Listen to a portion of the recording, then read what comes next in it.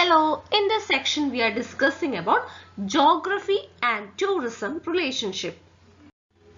First of all, various definitions regarding the relationship between geography and tourism. First, the definition by G. Chabot in 1964. He states that geography and tourism are two terms predestined to join because every geographer has to be doubled by the qualities of a tourist and every tourist is a hidden geographer. Geography and tourism തമ്മിലുള്ള റിലേഷൻഷിപ്പിനെ പറ്റിയിട്ടാണ് നമ്മൾ ഈ സെക്ഷനിൽ discuss ചെയ്യുന്നത്. അപ്പോൾ geography and tourism തമ്മിലുള്ള റിലേഷൻഷിപ്പിനെ base ചെയ്തിട്ട് ഒരുപാട് ഡെഫിനിഷൻസ് ഉണ്ട്. അതിൽ ഫേമസ് ആയിട്ടുള്ള രണ്ട് ഡെഫിനിഷൻസ് ആണ് കൊടുത്തേക്കുന്നത്. ആദ്യ ഡെഫിനിഷൻ ചാബോട്ട് എന്ന് പറഞ്ഞൊരു ടൂറിസം ജോഗ്രഫറിന്റെയാണ്. അദ്ദേഹം 1964 പറഞ്ഞത് ജോഗ്രഫി ആൻഡ് ടൂറിസം എന്ന് പറയുന്നത് പ്രീ ഡിസ്റ്റൈൻ ചെയ്ത് നേരത്തെ തന്നെ ജോയിൻ ചെയ്ത് വെച്ചേക്കുന്ന ഒരു രണ്ട് ടേംസ് ആണ്. ഈ ടേംസിന്റെ പ്രത്യേകത എന്ന് പറയുന്നത് ഓരോ ജോഗ്രഫറിലും ഒരു ടൂറിസ്റ്റിന്റെ ക്വാളിറ്റിയും ഉണ്ട്. അതുപോലെ തന്നെ എല്ലാ ടൂറിസ്റ്റിലും ഒരു ഹിഡൻ ആയിട്ട് ഒരു ജോഗ്രഫിക്കാരൻ ഒളിച്ചിരിപ്പുണ്ട് എന്നാണ് അദ്ദേഹം പറഞ്ഞിരിക്കുന്നത്. Another definition is given by L. Merlo in 1969 and he considers tourism geography as a branch of geography that studies position and appearance of tourist center, their individual, natural and cultural historical characteristics like attractions, tradition, accessibility and transport links to tourist center. L Merlo പറഞ്ഞത് tourism geography എന്ന് പറയുന്നത് ജോഗ്രഫിയുടെ ഒരു branch തന്നെയാണ്. ആ tourism ജോഗ്രഫിയിൽ പഠിക്കുന്നത് ഒരു tourist സെന്ററിന്റെ position അല്ലെങ്കിൽ ലൊക്കേഷൻ എവിടെയാണ്, അതിന്റെ അപ്പിയറൻസ് എങ്ങനെയാണ്, അവിടെയുള്ള കൾച്ചറൽ അല്ലെങ്കിൽ നാച്ചുറൽ അല്ലെങ്കിൽ ഹിസ്റ്റോറിക്കൽ അട്രാക്ഷൻസ്, ട്രഡീഷൻസ് എങ്ങനെയാണ്, അവിടെ എത്തിച്ചേരാനുള്ള ആക്സസിബിലിറ്റി, ട്രാൻസ്പോർട്ട് ലിങ്ക്സ് എങ്ങനെയാണ്, ഇത്തരം കാര്യങ്ങൾ പഠിക്കുന്ന ജോഗ്രഫിയുടെ ഒരു ശാഖയാണ് ടൂറിസം ജോഗ്രഫി എന്നാണ് എൽ മെർലോ പറഞ്ഞത്. Stages of study of geography in tourism. Butler identifies three stages in the study of geography in tourism. First, the descriptive era between 1930s and 50s, era between 1950s and 80s, and contemporary era after 1980s. ടൂറിസത്തിൽ ജോഗ്രഫിയെ പറ്റിയിട്ടുള്ള പഠനത്തെ 3 stages ആയിട്ടാണ് Buttler classify ചെയ്തിരിക്കുന്നത്. ഒന്നാമത്തെ stage descriptive ഇറ 1930നും 50നും ഇടയിൽ, രണ്ടാമത്തേത് 1950നും 80നും ഇടയിൽ, മൂന്നാമത്തേത് കണ്ടംപററി ഇറ 1980ന് ശേഷമുള്ള കാലഘട്ടം. എന്താണ് ഡിസ്ക്രിപ്റ്റീവ് ഇറ എന്ന് നോക്കാം. In this era, tourism was conceptualized as a form of land use and geographers analyzes economic aspects of tourism. 1930 മുതൽ 1950 വരെയുള്ള കാലഘട്ടത്തിൽ ടൂറിസത്തിനെ ഒരു ലാൻഡ് യൂസിന്റെ ഒരു ഫോമായിട്ടാണ് കൺസെപ്ഷ്യലൈസ് ചെയ്ത് വെച്ചിരുന്നത്. ലാൻഡ് യൂസ് എന്ന് പറയുന്ന മനുഷ്യൻ പ്രകൃതിക്ക് വരുത്തുന്ന മാറ്റങ്ങളെയാണ് ലാൻഡ് യൂസ് എന്ന് പറയുന്നത്. ഉദാഹരണത്തിന് മുമ്പ് തുറസായിട്ട് കിടന്ന ഒരു സ്ഥലത്തിൽ നമ്മളൊരു ബിൽഡിംഗ് വയ്ക്കുകയാണ്. അപ്പോൾ ബിൽഡിംഗ് വെച്ച് കൺസ്ട്രക്ഷൻ ആക്ടിവിറ്റി നടത്തി സെറ്റിൽമെന്റ് നടത്തി അതൊരു ലാൻഡ് യൂസ് ആണ്. ഇപ്പോൾ റോഡ് കൊണ്ടുവരുന്നു, അവിടെ ഒരു ലാൻഡ് യൂസ് ആണ്. ഇറിഗേഷൻ പർപ്പസിന് വേണ്ടി ഡാം കൺസ്ട്രക്ട് ചെയ്യുന്നു, അതൊരു ലാൻഡ് യൂസ് ആണ്. മനുഷ്യന്റെ ആവശ്യങ്ങൾക്ക് വേണ്ടി പ്രകൃതി നമ്മൾ മോഡിഫൈ ചെയ്യുന്നത് ലാൻഡ് യൂസും. അതേസമയം പ്രകൃതിയിൽ തന്നെ എന്തെങ്കിലും മാറ്റം വരുന്നു, ഇപ്പോൾ ഫോറസ്റ്റ് കവറിന്റെ ഏരിയ കൂടുന്നു അല്ലെങ്കിൽ സീഡ് ഏരിയ കൂടുന്നു, പ്രകൃതിയായിട്ട് തന്നെ മാറ്റം വരുത്തുന്നത് ലാൻഡ് കവർ ചേഞ്ചും മനുഷ്യൻ മാറ്റം വരുത്തുന്നത് ലാൻഡ് യൂസ് ചേഞ്ചും. അപ്പോൾ ആ കാലഘട്ടത്തിൽ ടൂറിസം എന്ന് പറയുന്നത് ഒരു ലാൻഡ് യൂസിന്റെ ഒരു ഫോമായിട്ടാണ് കണക്കാക്കിയിരുന്നത്. മാത്രമല്ല ആ കാലഘട്ടത്തിൽ ടൂറിസത്തിന്റെ എക്കണോമിക് ആസ്പെക്ട്സ് ആണ് ജോഗ്രഫിക്കാർ കൂടുതലായിട്ട് അനലൈസ് ചെയ്തുകൊണ്ടിരുന്നത്. And the era between 1950s and 1980s, emergence of first wave of geographers specializing in tourism and development of tourism themes.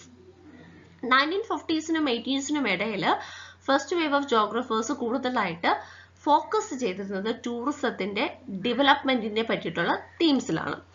Contemporary era after 1980s, second wave of geographers specialising in diversity of tourism research. ഈ 1980സിന് ശേഷം ഒരു second wave of ജോഗ്രഫേഴ്സ് ആണ് വന്നത്. അവർ കൂടുതലായിട്ട് specialise ചെയ്തത് tourism research ആക്ടിവിറ്റീസിലാണ്. Then role of geography in tourism. Mainly there are 4 geographical elements which has importance in tourism: climate, physiography, maps, tourism and time zones. Climate. Climate and weather are important factors in tourist decision making and also influence the successful operation of tourism businesses.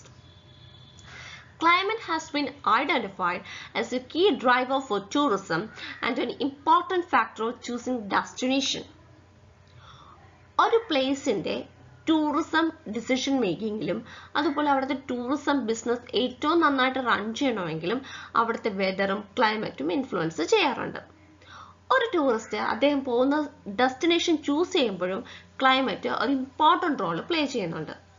നല്ല fine വെതറുള്ള സ്ഥലങ്ങളാണ് കൂടുതലും സഞ്ചാരികൾ യാത്ര പോകാൻ ആഗ്രഹിക്കുന്നത്. Factors influencing tourists choosing their destination include climatic elements such as temperature, wind chill effects, humidity and radiation.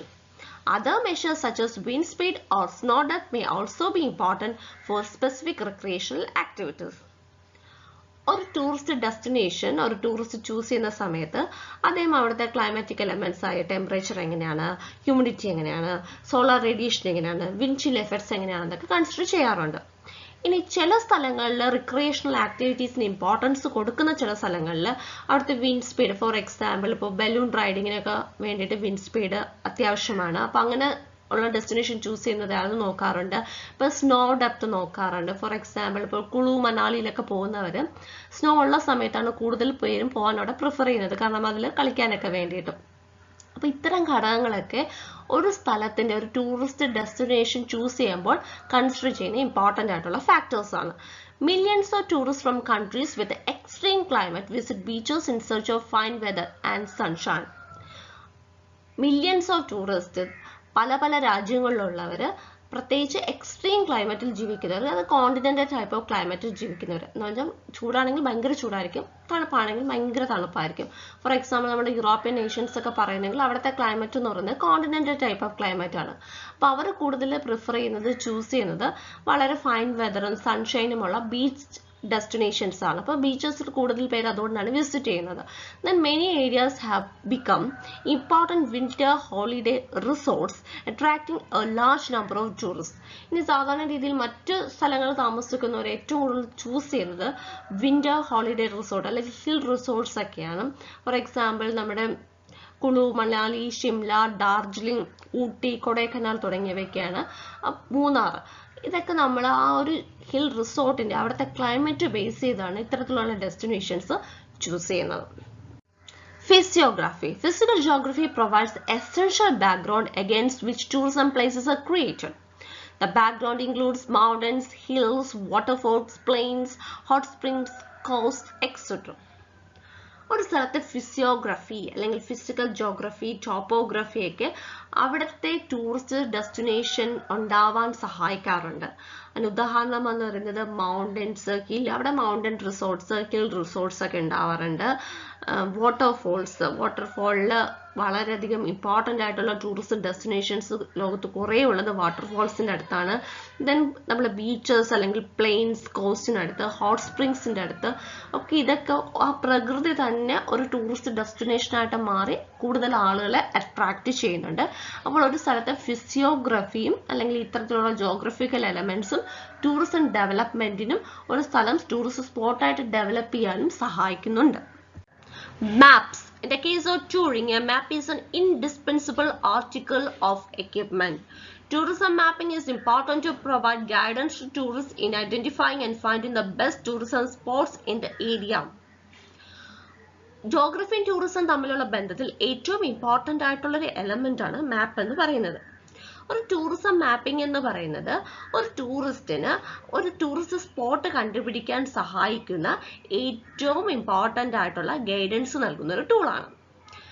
A tourist map has some characteristics. ഒരു tourism മാപ്പിന് കുറച്ച് സവിശേഷതകളുണ്ട്. എന്തൊക്കെയാണെന്ന് നോക്കാം. A tourist map is read by people of different nationalities, cultures and of different conceptual abilities. വിവിധ രാജ്യങ്ങളിൽ നിന്നും വിവിധ ഭാഷയിലും വിവിധ സംസ്കാരത്തിലും ഡിഫറെൻ്റ് ആയിട്ടുള്ള കൺസെപ്ഷ്യൽ എബിലിറ്റി ഉള്ള എല്ലാവർക്കും വായിക്കാൻ പറ്റുന്ന അല്ലെങ്കിൽ മനസ്സിലാക്കാൻ പറ്റുന്ന തരത്തിലുള്ളതായിരിക്കണം ഒരു ടൂറിസ്റ്റ് മാപ്പ് എന്ന് പറയുന്നത്. It portray a large quantity of data. ഒരു ടൂറിസ്റ്റ് മാപ്പിൽ ഒത്തിരി കാര്യങ്ങളുടെ ഡേറ്റ അവൈലബിൾ ആയിരിക്കണം.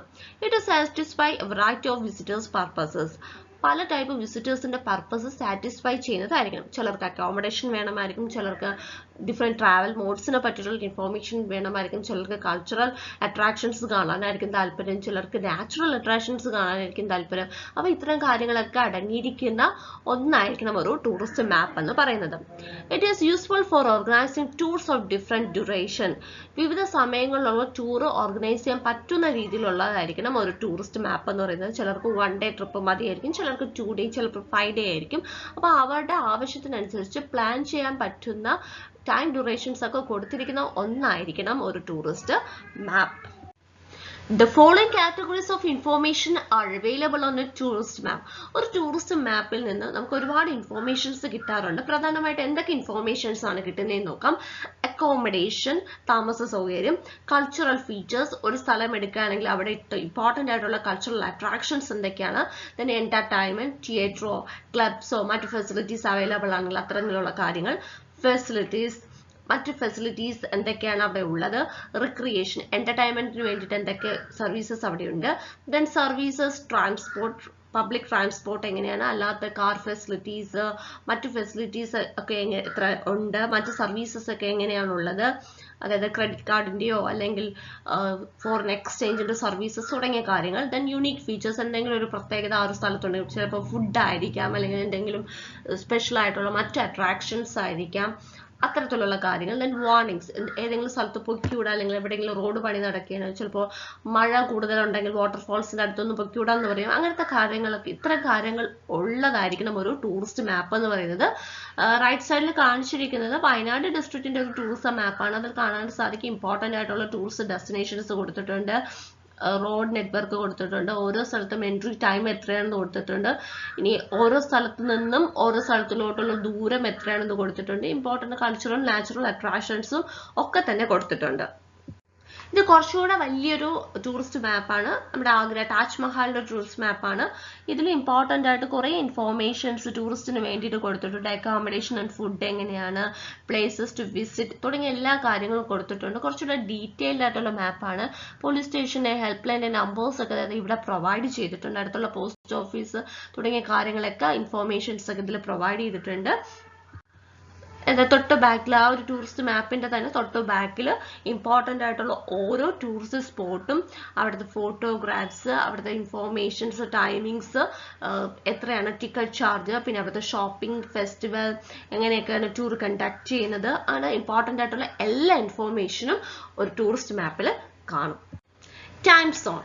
A time zone is a region of that globe that observes a uniform standard time for legal, commercial, and social purposes. Time zones tend to follow the boundaries of countries and subdivisions instead of strictly following longitude because it is convenient for the areas in close commercial or other communication to keep the same time. എർത്തിൽ ലാറ്റിറ്റ്യൂഡ്സും ലോഞ്ചിറ്റ്യൂഡ്സും ഉള്ളത് അറിയാമല്ലോ. Longitudes ആണ് ടൈമിനെ base ചെയ്തുള്ള കാൽക്കുലേഷൻസിന് use ചെയ്യുന്നത്. ഒരു longitude മാറുമ്പോൾ 4 minute മാറും. അത്തരത്തിൽ 15 longitudes മാറുമ്പോൾ 1 മണിക്കൂർ വ്യത്യാസം വരും. ടോട്ടൽ 360 ലോഞ്ചിറ്റ്യൂഡ്സ് ആണ് ഉള്ളത്. അതനുസരിച്ച് 24 ടൈം സോൺസ് ആണ് ഉള്ളത്. എന്തിനാണ് ഈ ടൈം സോൺസ് എന്ന് ചോദിച്ചാൽ ഓരോ രാജ്യവും ഓരോ സ്റ്റാൻഡേർഡ് ടൈം ഫോളോ ചെയ്യാൻ, അതിലുള്ള എല്ലാവരും എല്ലാ ജനങ്ങളും ഒരേ സ്റ്റാൻഡേർഡ് ടൈം ഫോളോ ചെയ്യാൻ വേണ്ടിയിട്ടാണ് ടൈം സോൺസ് ഡിവൈഡ് ചെയ്ത് വെച്ചിട്ടുള്ളതും. മാത്രമല്ല ഓരോ രാജ്യം ഓരോ സ്റ്റാൻഡേർഡ് മെറിഡിയൻ ഫോളോ ചെയ്യുന്നതും. ഗ്രീൻവിച്ച് മെറിഡിയൻ, ഇംഗ്ലണ്ടിൽ കൂടെ പാസ് ചെയ്യുന്ന ഗ്രീൻവിച്ച് മെറിഡിയൻ അടിസ്ഥാനമാക്കിയാണ് ടൈം സോൺസും അല്ലെങ്കിൽ ടൈമും നിലവിൽ വന്നിട്ടുള്ളത്. ഓരോ ടൈം സോൺ എന്ന് പറയുന്നത് ഒരു യൂണിഫോം സ്റ്റാൻഡേർഡ് ടൈം ആയിരിക്കും ഫോളോ ചെയ്യുന്നത്. അത് അവിടുത്തെ ലീഗൽ, കൊമേഴ്ഷ്യൽ, സോഷ്യൽ പർപ്പസിന് വേണ്ടിയിട്ടാണ്. ഓരോ രാജ്യങ്ങളും ഓരോ ടൈം സോൺ ആയിരിക്കും ഫോളോ ചെയ്യുന്നത്. ഇപ്പോൾ ഇന്ത്യയുടെ കാര്യം എടുക്കുന്നെങ്കിൽ ഗ്രീൻവിച്ച് മെറിഡിയനിൽ നിന്ന് 5 മണിക്കൂർ ahead ആണ് ഇന്ത്യ സ്ഥിതി ചെയ്യുന്നത്. Then international dateline.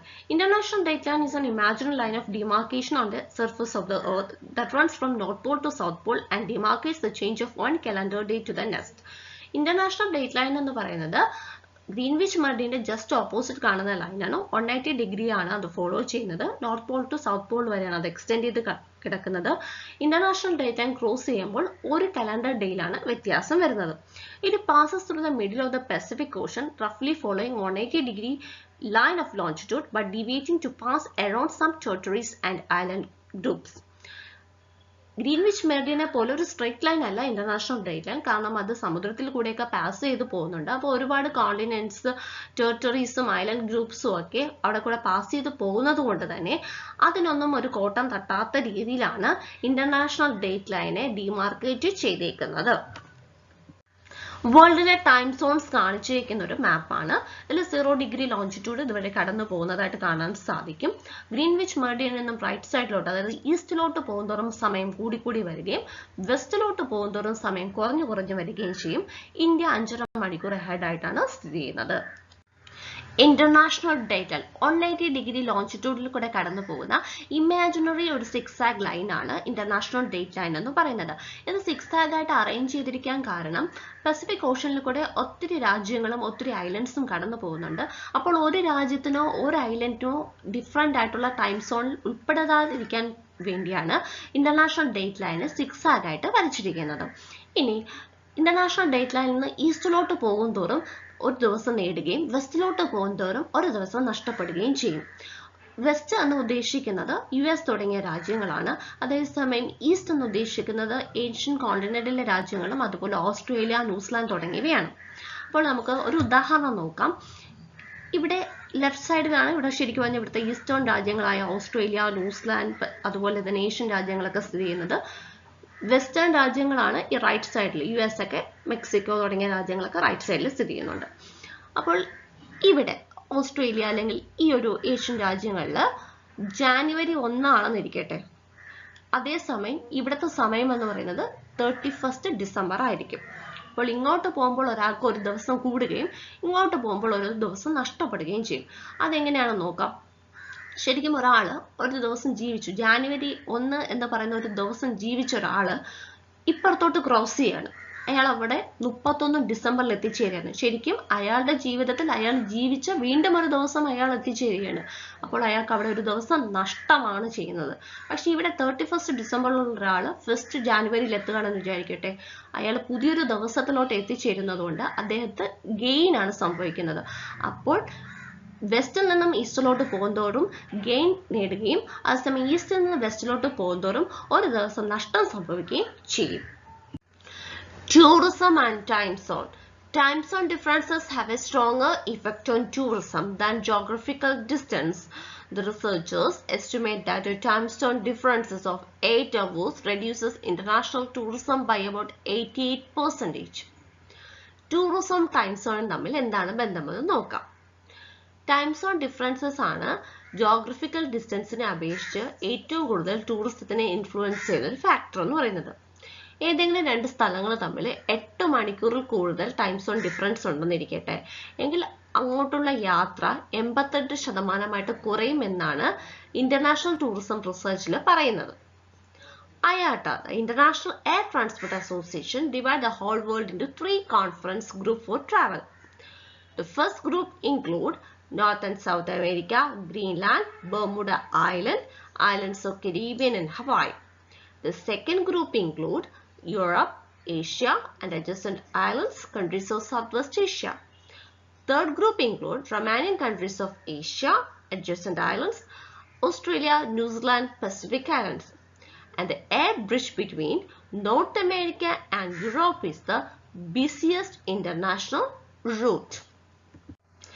Geographical components of tourism. Lapierre has introduced a model to explain the nature of geography in tourism, and it has 3 components.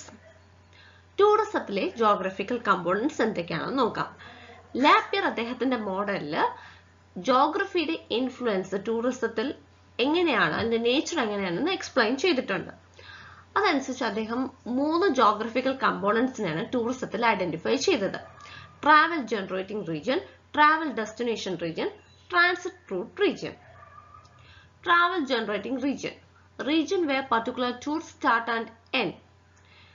ഏത് റീജിയൻ അല്ലെങ്കിൽ ഏതൊരു പ്ലേസിൽ നിന്നാണോ ഒരു ടൂർ സ്റ്റാർട്ട് ചെയ്യും എവിടെയാണോ അവസാനിക്കുന്നത് അതാണ് ട്രാവൽ ജനറേറ്റിംഗ് റീജിയൻ.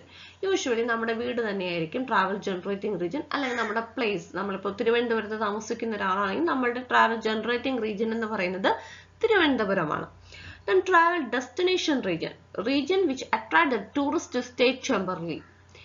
ഏതാണോ നമ്മൾ അട്രാക്ട് ചെയ്യപ്പെടുന്ന ടൂറിസ്റ്റ് സ്പോട്ട്, സപ്പോസ് മൂന്നാർ അല്ലെങ്കിൽ ന്യൂഡൽഹി അല്ലെങ്കിൽ സ്വിറ്റ്സർലാൻഡ് അല്ലെങ്കിൽ വേറെ ദുബായ്, എവിടെയാണോ നമ്മൾ ടൂർ പോകുന്നത് അതാണ് travel destination region. Transit region. Transit is the route to reach the destination and also the intermediate places which may be visited in the route. Transit route region എന്ന് പറയുന്നത് നമ്മൾ ഡെസ്റ്റിനേഷനിൽ പോകാൻ എടുക്കുന്ന റൂട്ട് ഏതാണോ അതാണ് ട്രാൻസിറ്റ് റൂട്ട് എന്ന് പറയുന്നത്. ആ പോകുന്ന വഴിയിൽ നമ്മൾ വിസിറ്റ് ചെയ്യുന്ന പ്ലേസസ് എല്ലാം തന്നെ ഈ ട്രാൻസിറ്റ് റൂട്ട് റീജിയനിൽ ഇൻക്ലൂഡഡ് ആണ്. ഫോർ എക്സാമ്പിൾ, ഇപ്പോൾ നമ്മൾ വയനാടാണ് സന്ദർശിക്കാൻ പോകുന്നത്, പക്ഷെ പോകുന്ന വഴിയിൽ നമ്മൾ കോഴിക്കോട് ഇറങ്ങുന്നു അല്ലെങ്കിൽ മറ്റു പ്ലേസസ് വിസിറ്റ് ചെയ്യുന്നു എങ്കിൽ അതാണ് ട്രാൻസിറ്റ് റൂട്ട്സ് റീജിയൻ.